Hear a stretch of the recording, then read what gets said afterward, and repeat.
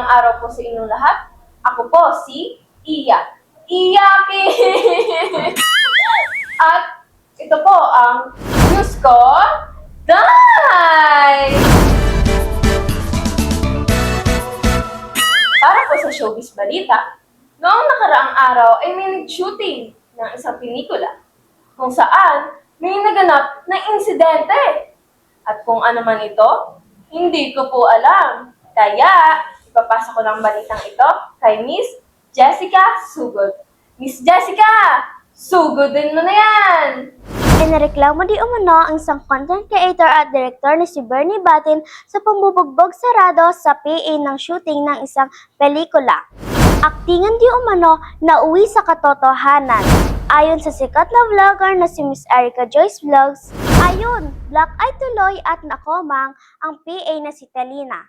Ngayon po ay susugod kami kasama ang aming team kung saan nangyari ang insidente.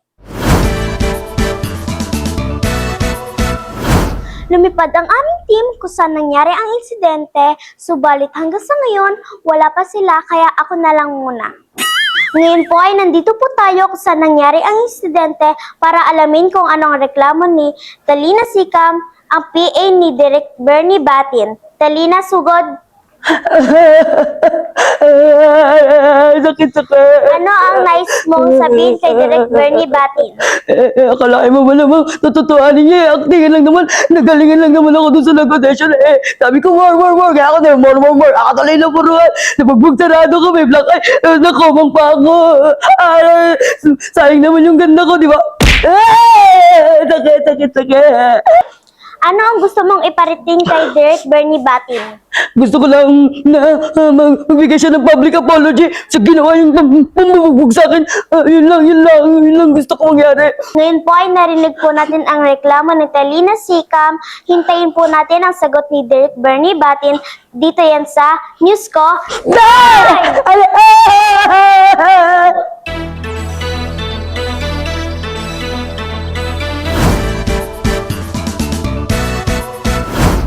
So ayun na nga, gusto ko lang mag-sorry sa nabugbog kong PA ko. Diba? Kasi naman yung ugali, nakakaloka. Kaya humihingi po ako ng paumanhin. Pero ano to? May ganon. Ako naman, manood kayo ng Tatlong Ina Mo. Malapit na po yan. Oo, dahil nandyan po ang pinakabasugit at tindera sa social media. Oo, abangan ninyo bakit nabugbog yung aking PA. Kita-kits! Ganon! Ayun naman pala, isa naman palang paghahanda ng Star Maker Entertainment Production para sa mga moviegoers na isang comedy film na Tatlong Ina Mo sa direksyon ni Direk Neil Tan. Kung kailan, abangan! Ako po si Iyakin!